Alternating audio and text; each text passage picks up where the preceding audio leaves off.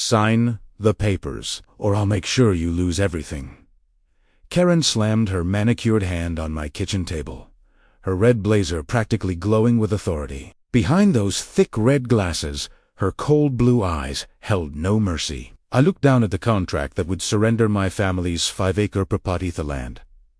Grandfather had died protecting the Meadowbrook HOA for practically nothing. That was 3 months ago. Today, Karen wishes she'd never knocked on my door. "My name is Sarah Mitchell, and I'm a 32-year-old wildlife biologist. When my grandfather passed away in March of 2024, he left me something precious. 5 acres of untouched woodland on the edge of Meadowbrook, one of those planned communities where every mailbox looks identical and every lawn is exactly 2.5 inches tall. Grandpa Joe had owned this land since 1978, long before Meadowbrook existed. He'd watched as developers carved up the surrounding forest, replacing ancient oaks with cookie-cutter houses and pristine nature with pristine lawns. But his 5 acres, those remained wild. A creek ran through the property. Deer wandered freely, and I'd counted at least 15 species of birds nesting there. The property sat like an island of chaos in Meadowbrook's sea of order. My grandfather's old cabin was weather-beaten and rustic, the polite word for it. The land itself was gloriously unkempt. Wildflowers, native grasses, fallen logs that served as homes for countless creatures. I'd inherited this paradise with one promise whispered in Grandpa Joe's final days: "Don't let them take it." "Sarah, this land remembers what freedom looks like."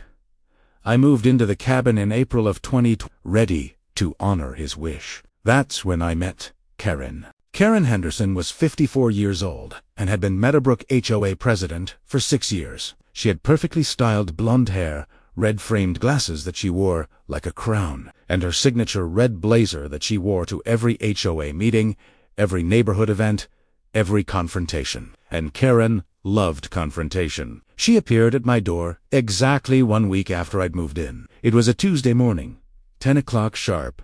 I was in my pajamas, coffee in and enjoying the sound of birds. Knock, knock, knock. I opened the door to find Karen standing there with a clipboard, a tight smile, and 2 people behind her I'd later learn were HOA board members. Sarah Mitchell. Her voice was sweet as artificial sweetener chemical, and leaving a bad aftertaste. "That's me. I'm Karen Henderson, HOA President. Welcome to Meadowbrook." She extended her hand. I shook it. Her grip was cold. "I'm here to discuss your property." "What about it?" Karen's smile tightened. "Well, dear, it's become something of an eyesore. The HOA board has been very patient with your grandfather over the years, but now that the property has changed hands, we feel it's time to address the situation." "What situation?" "This." Karen gestured broadly at my land like she was presenting evidence at a trial. "Unmowed grass, dead trees, that dilapidated cabin. It's bringing down property values for the entire community." I took a sip of my coffee. "My property isn't part of your HOA." "Technically, no." Karen's smile vanished. "But it's surrounded by HOA properties. Your grandfather was." "Difficult. We're hoping you'll be more reasonable." "Reasonable about what?" "Selling." Karen pulled papers from her clipboard. "The HOA is prepared to make you a very generous offer. We want to purchase your land for a community enhancement project. We're talking about a beautiful park, manicured lawns, walking paths, maybe a gazebo." I scanned the papers. The offer was for $80,000. My 5 acres were worth at least $400,000. "This isn't generous," I said. "This is insulting." Karen's face hardened. "That land is worthless in its current condition. We're offering you a chance to walk away with something." "I'm not interested in walking away. This land was my grandfather's. Now it's mine." "Sarah." Karen stepped closer. Her perfume was overwhelming, like flowers left too long in a vase. "Let me be very clear. This community has standards. Your property violates those standards. If you don't sell, we will make your life here very, very difficult." I met her gaze. "Is that a threat?" Karen smiled, pulling back. "It's a promise. Karen raises her hand in a dismissive wave. You have until May 1st to reconsider. After that, things get complicated. She turned and walked away, her two silent board members trailing behind like ducklings. I closed the door and looked at my grandfather's land through the window. What did I just inherit? I whispered. Karen wasn't bluffing. May 1st came and went. I didn't sell. Then the letters started. The first arrived on May 3rd. A formal complaint about excessive vegetation creating fire hazards. Never mind that my land was near a creek and greener than anything in Meadowbrook. May 7th, a complaint about wildlife, attracting predators. The predator in question? A fox I'd seen once. May 10th, structures in disrepair violating county ordinances. Each letter was signed by Karen Henderson, HOA President. Written in that same artificially sweet tone, each one threatening county inspections, fines, legal action. I called the county about each complaint. Every single one was dismissed. My property wasn't in HOA jurisdiction. I wasn't violating any county codes. But Karen was just warming up. On May 15th, I woke to find survey stakes driven into my property line, dozens of team, each one marked with red tape. I pulled them out. They appeared again the next day, establishing property boundaries. Karen explained when I confronted her at her perfect beige house, 3 streets over. Just making sure everyone knows where your eyesore ends and our community begins. On May 20th, someone filed a complaint with animal control claiming I was hoarding wildlife. An officer came out, looked around, laughed, and left. Lady called 6 times, he told me. Described you as running an unlicensed zoo. I told her if appreciating nature is a crime, arrest me too.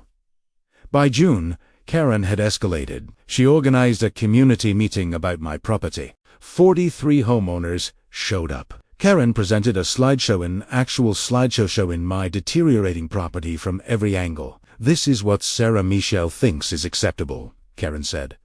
Pointer in hand like a prosecutor. Karen gestures dramatically at screen-tall grass, dead wood. An eyesore visible from Maple Street, Oak Avenue, and Birch Lane. Our property values are suffering because one person refuses to be a good neighbor.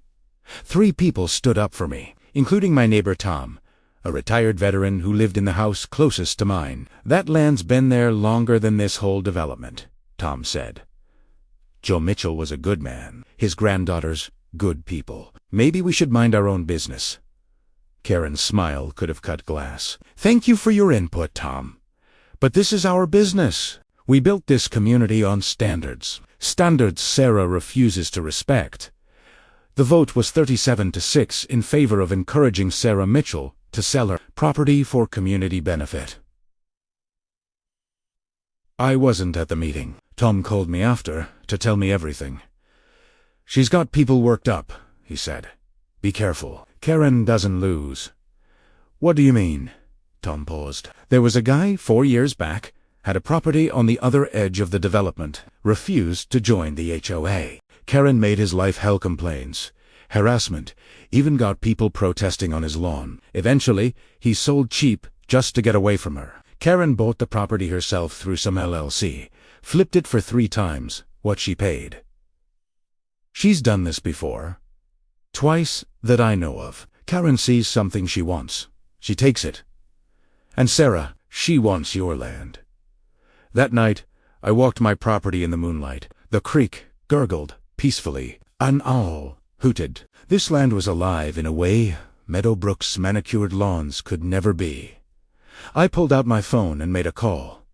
Jennifer, it's Sarah Mitchell. Remember when you said if I ever needed legal help to call you? Jennifer Torres was a law school friend who'd become an environmental attorney.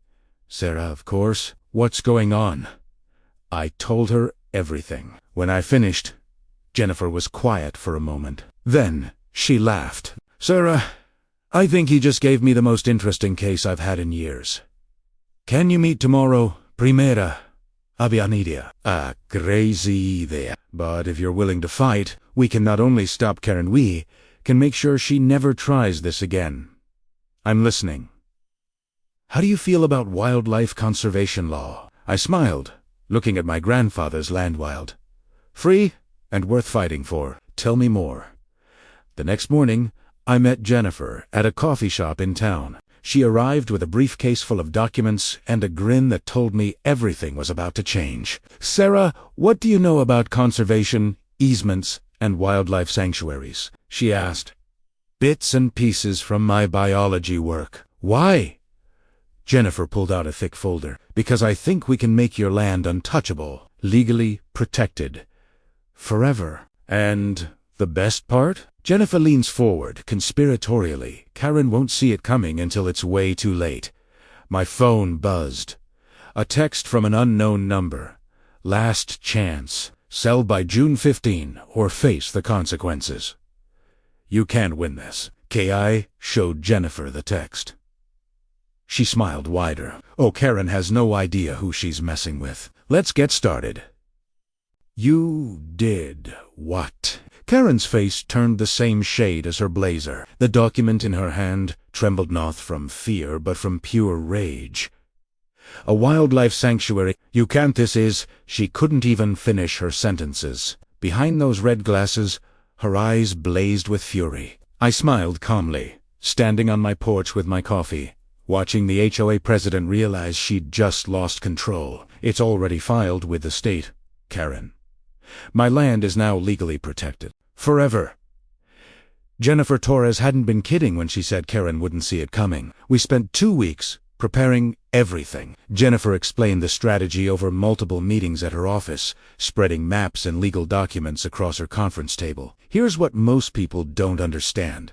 Jennifer sighed, pointing at various sections of environmental law books. Once land is designated as a certified wildlife sanctuary with a conservation easement, it becomes nearly impossible to develop. The state protects it. Federal law backs it up. Even if someone bought your land, they couldn't change its status. And Karen can't stop it. She can try, but you own the land outright, no mortgage, no liens. Your grandfather made sure of that. You have absolute right to decide what happens to your property. And here's the beautiful part. Because your land contains that creek, wetlands, and documented endangered species habitat, you qualify for every protection available. Endangered species? Jennifer grinned. "I took the liberty of having a wildlife survey done last week. You have wood thrush nesting sites, spotted salamanders in your creek, and evidence of Indiana bats roosting in those dead trees Karen wants removed. All protected under federal law." I leaned back, stunned. Grandpa Joe probably knew. He was protecting more than just his property. He was protecting an ecosystem. Jennifer pulled out another document. "Now, here's the process. We file for wildlife sanctuary certification with the state. Simultaneously, we established a conservation easement with the land trust.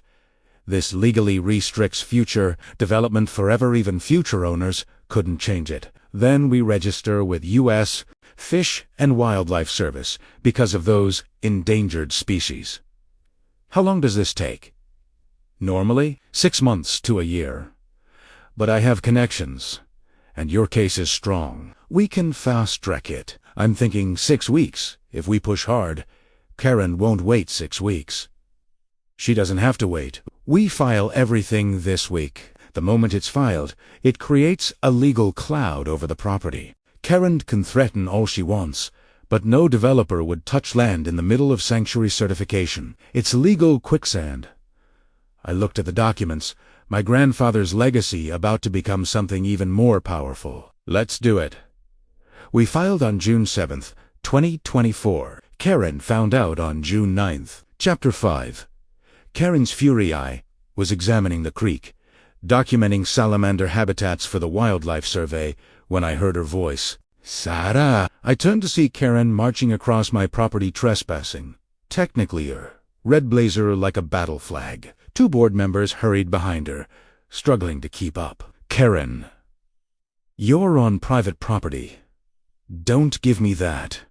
She thrust a paper at me, a copy of my sanctuary filing. "What is this?" "Exactly what it says. I'm establishing a wildlife sanctuary." "You can't do this." "Actually, I can. I own this land. I can do whatever I want with it, as long as it's legal. And this is perfectly legal. Karen's hands clenched into fists. Karen raises both hands in frustration. Do you have any idea what you've done? This land was supposed to be. We had plans. Your plans aren't my problem. This is sabotage. You're doing this to spite me. I'm doing this to honor my grandfather and protect this ecosystem. Your feelings about it are irrelevant. One of the board members, a nervous man named Doug, stepped forward. Ms. Mitchell, perhaps we could discuss a compromise. The HOA is willing to increase our offer to $150,000. The land isn't for sale, I interrupted. Not for $150,000. Not for $1 million. It's becoming a protected sanctuary. That means it can never be developed. Karen's face went through several colors: red, purple, almost white. You smug little, she caught herself, breathing hard. You think you're clever? You think this changes anything? It changes everything. I will fight this. I will challenge every single filing. I know people at the county, at the state. I will tear this apart, piece by piece. Jennifer's voice came from behind me. I'd love to see you try. We all turned. Jennifer stood at the property line, briefcase in hand, looking absolutely professional in her suit. Jennifer Torres, Ms. Mitchell's attorney. And you, Karen Henderson, HOA President.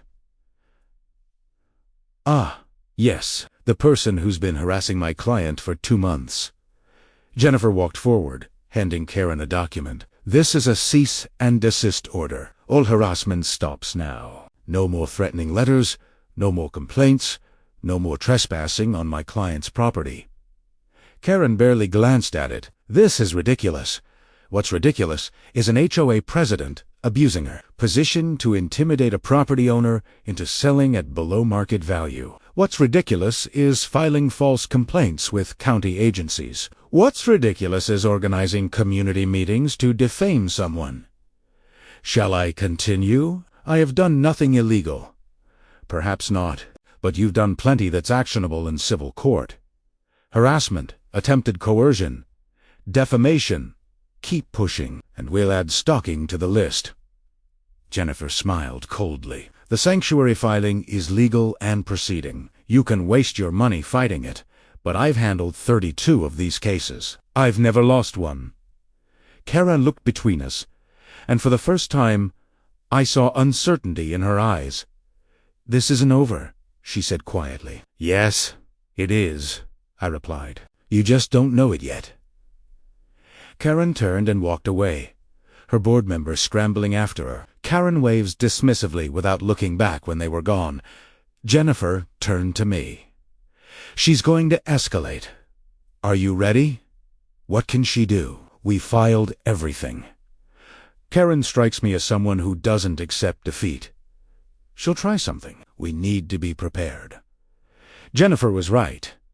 2 days later, the real war began. On June 11th, someone cut my fence. Not just cut it, demolished an entire section, leaving a 20-foot gap. That night, neighborhood kids on dirt bikes tore through my property, ripping up native plants and disturbing nesting sites. I filed a police report. No witnesses, no evidence. On June 13th, someone dumped trash on my land. Bags and bags of garbage, right near the creek. I spent 6 hours cleaning it up. Another police report, no witnesses. On June 15th, I found a posted notice claiming my cabin violated building codes. The notice demanded I allow an inspection within 72 hours or face fines of $500 per day. I called Jennifer immediately. It's fake, she said after I read it to her. The letterhead's wrong. There's no case number. And county inspectors don't post notices, they send certified mail. Someone's trying to scare you. It's working. Don't let it. I'm filing for a restraining order against Karen specifically. This has her fingerprints all over it. But proving it was impossible. Karen was too smart to get caught directly. The harassment continued through late June. Mystery complaints to every agency imaginable: health department, fire marshal, even the EPA. Each one required my time to refute. Each one was baseless. My neighbor, Tom caught someone spray painting "Cell" on my fence on June 20. The person ran before Tom could identify them, but he swore he saw a red blazer disappear around the corner. It was her or someone she sent, Tom told me. This is how Karen operates. She doesn't do the dirty work herself, but somehow it always happens. I was exhausted. The sanctuary certification was progressing. We'd cleared the first major hurdle, but the constant attacks were wearing me down. Then came June 20. I woke up to find county vehicles on my property. Real ones this time. 3 inspectors with legitimate badges. "What's going on?" I asked, pulling on a jacket. The lead inspector, a tired-looking woman named Garcia, held up official paperwork. "We received a complaint about illegal structures, unpermitted septic systems, and potential environmental violations. We're required to investigate. But I've been cleared of every previous complaint. This one came from the state level. Someone with pull filed it. We have to look." They spent 4 hours examining everything. My cabin, my septic system, even the natural creek. Finally, Garcia approached me with a report. "Ms. Mitchell, I don't know who has it out for you, but they're wasting everyone's time. Your cabin was built in 1977. It's grandfathered in. Your septic system is old, but functional and legal. The creek is naturally, can't violate environmental law with a naturally occurring waterway. Everything here is fine." "Then who filed the complaint?" Garcia hesitated. "It came through a state representative's office. Someone connected called in a favor. But here's the thing, the complaint mentioned specific violations that don't exist. Someone describes structures and problems that aren't here. Either they filed a false report, or what? Or they were describing what they wanted to build here themselves." Garcia handed me her official report. "You're clear on everything. But watch yourself. Whoever's behind this has connections." After they left, I called Jennifer. "Karen knows a state representative," I said. "She's using political connections now." "Then we go nuclear," Jennifer replied. "The sanctuary certification is almost complete. Once it's final, none of this matters. But we need to accelerate the timeline. I'm calling in every favor I have." "How fast can we move?" "Give me 1 week. 7 days, and your land becomes untouchable." That week was the longest of my life. Karen seemed to sense we were close to something. The harassment intensified. Someone called in false fire hazards. Someone reported me for operating a business without a license, completely fabricated. Someone even claimed I was harboring rabid animals. Each complaint was investigated. Each one was dismissed. But they were delaying tactics, and Karen knew it. On July 1st, I received a certified letter from a law firm representing the Meadowbrook HOA. They were suing me for diminishing property values and creating a public nuisance. Jennifer laughed when she read it. "This lawsuit is garbage. It'll get thrown out in summary judgment, but it tells me something important." "What?" Karen's desperate. She knows she's losing. People don't file desperate lawsuits when they think they're winning on Huli. "Jennifer called me at 6 a.m. "Get to your property. Now, bring witnesses and a camera." "What's happening?" "Just trust me. And Sarah. Today, we win." I grabbed Tom and raced to my land. A state vehicle was parked at the entrance. A woman in official gear stood by the creek, taking photographs and making notes. Jennifer arrived moments later with a huge smile. "Sarah Michelle, meet Dr. Patricia Chun, state wildlife biologist." "Dr. Chun, show her what you found." Dr. Chun looked up, excited. "Ms. Mitchell, your property is remarkable. The biodiversity here is exceptional for this region. I've documented 17 species of conservation concern, including active breeding sites for wood thrush and confirmed Indiana bat roosting. This creek supports a healthy population of spotted salamanders. We found 47 individuals. This is exactly the kind of habitat the sanctuary program was designed to protect." "What does this mean?" I asked. Jennifer pulled out her phone and showed me an email. "It means your sanctuary certification was approved this morning. Official as of 8:47 a.m. Your land is now a state-certified wildlife sanctuary with a permanent conservation easement. Congratulations, Sarah. You just made history. I felt tears in my eyes. It's done. Really done. Really done. Karen can't touch you. The HOA can't touch you. No developer, no future owner. Nobody can ever change this. Your grandfather's land is protected forever. Tom clapped me on the shoulder. Tom raises his hand for a high five. Joe would be proud. Kid. I looked out at my wild, beautiful, perfectly imperfect 5 acres. Then I pulled out my phone and sent a text to Karen. The sanctuary is official as of this morning. My land is permanently protected. Your harassment ends now, or my attorney proceeds with legal action. Have a nice day. Sarah, her response came 30 seconds later. This isn't over. But I knew better.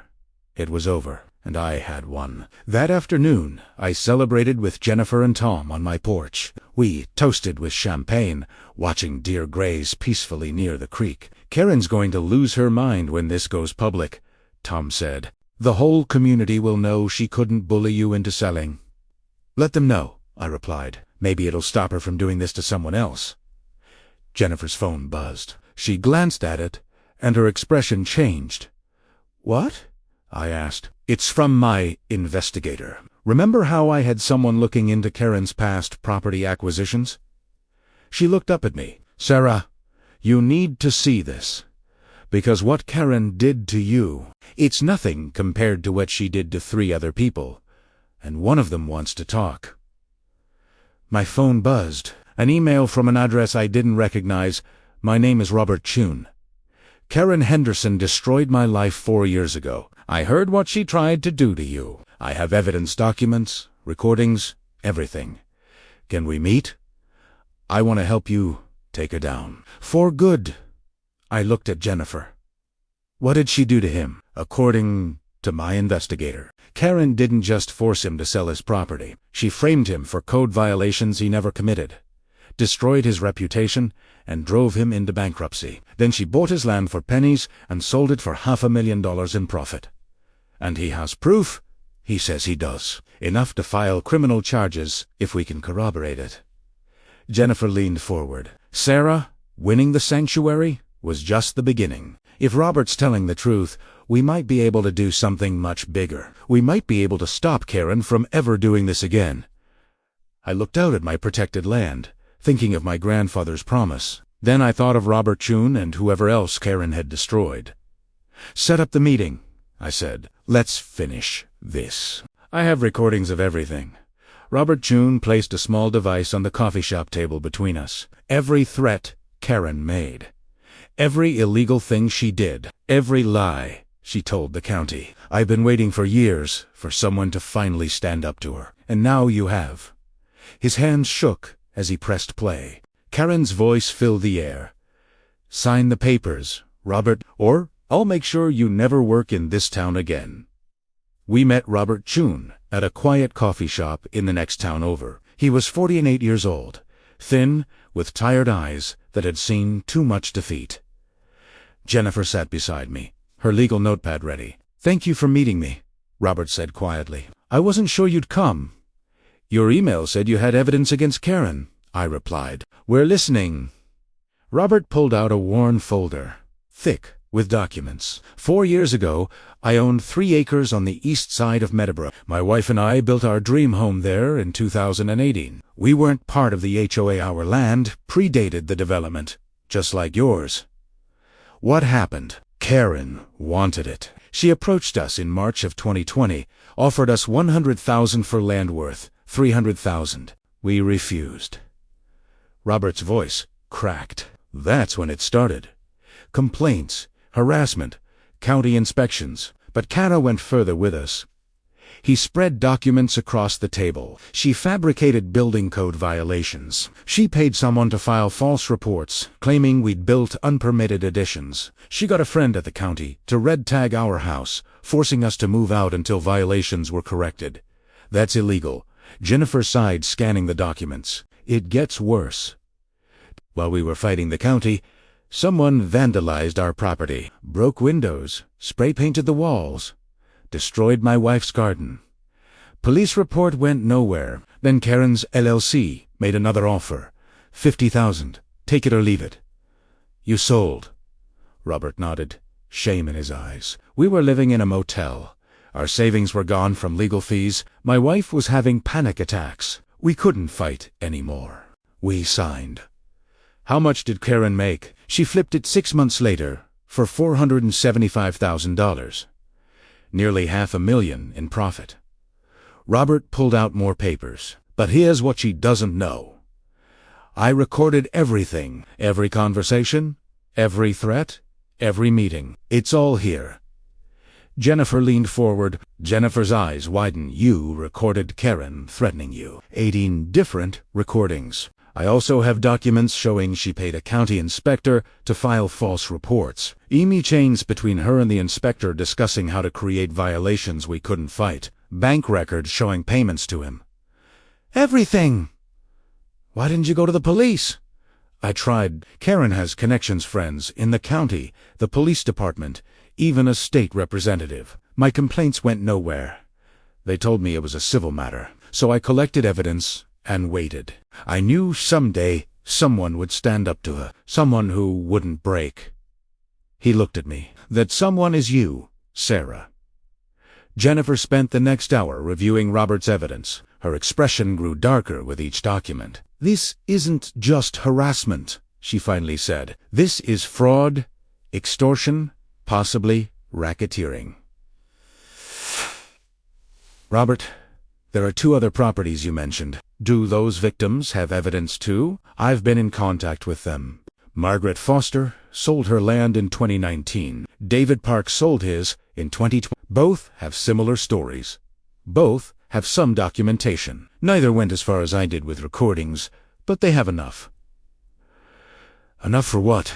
I asked. Jennifer looked up. Enough to show a pattern, a criminal pattern. Karen's been running the same scheme for years.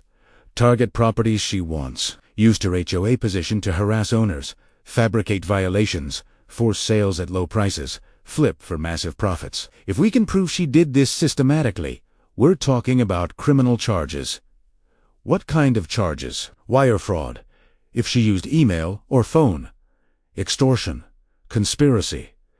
And if that county inspector was taking bribes, he's going down too. This is big, Sarah. Really big. Robert's hands trembled. Will you help me? Help all of us?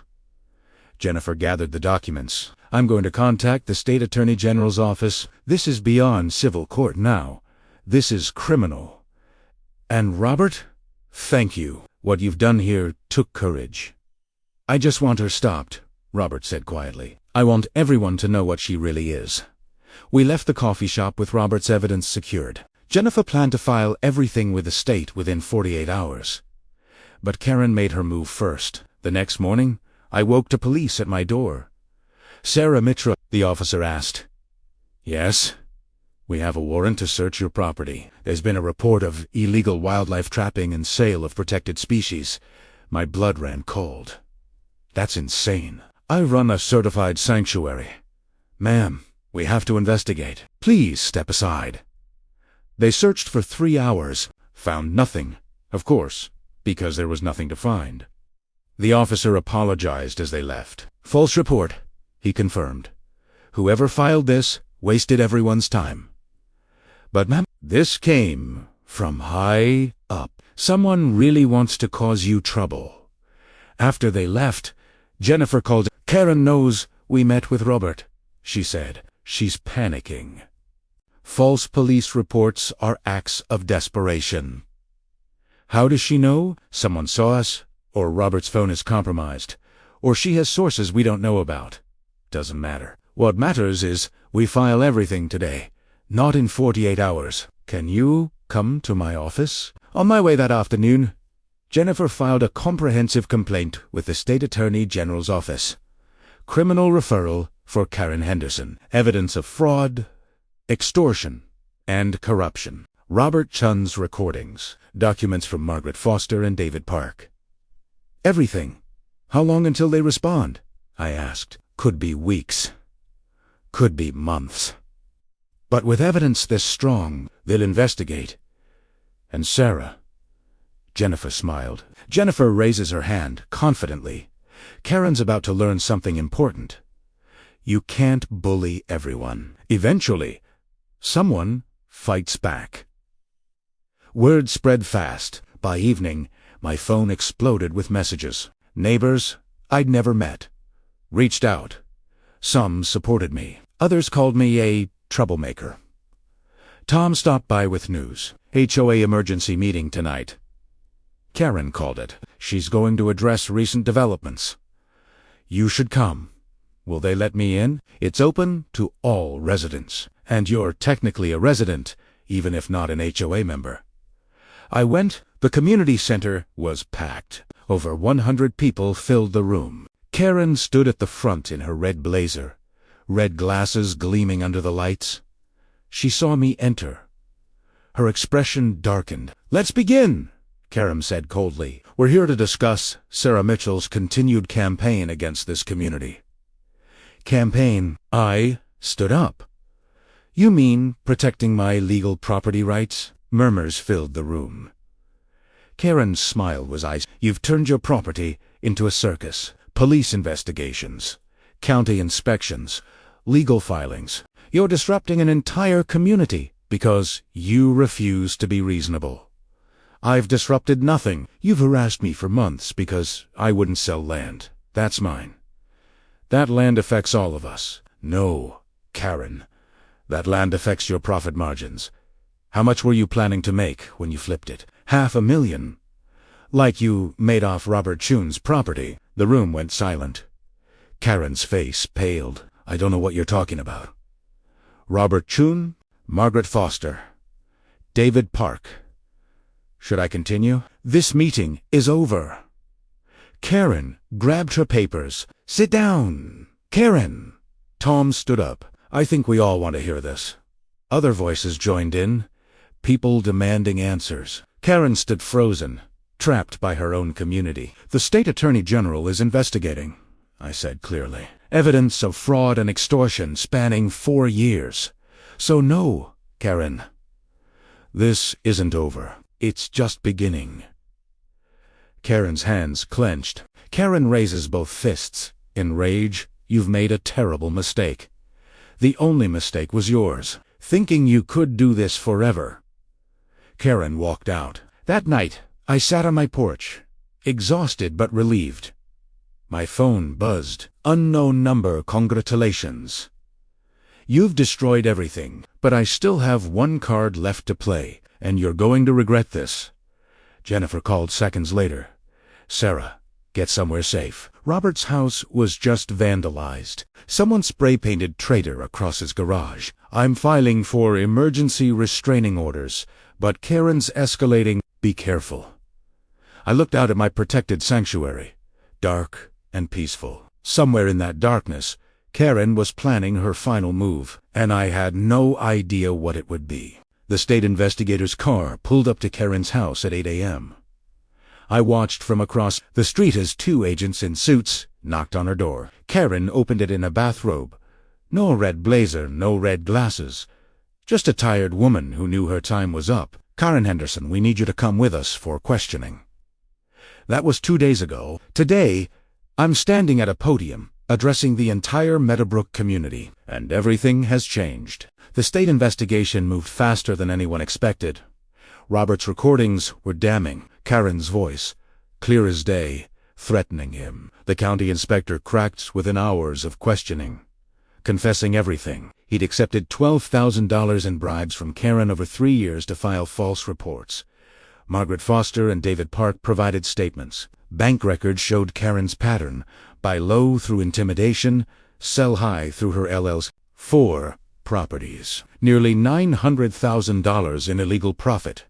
On July 10th, Karen Henderson was arrested. Charges: wire fraud, extortion, bribery, and conspiracy. The county inspector was arrested too, the state representative who'd helped file false complaints.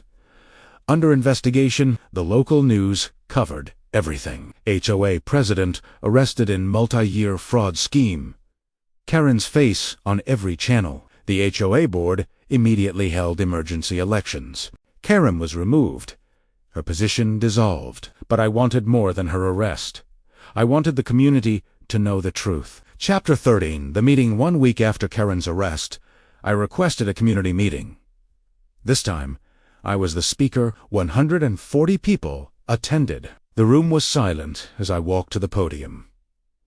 "My name is Sarah Mitchell," I began. "Most of you know me as the woman with the eyesore property. Karen Henderson spent months trying to force me to sell. She harassed me, filed false complaints, and made my life miserable.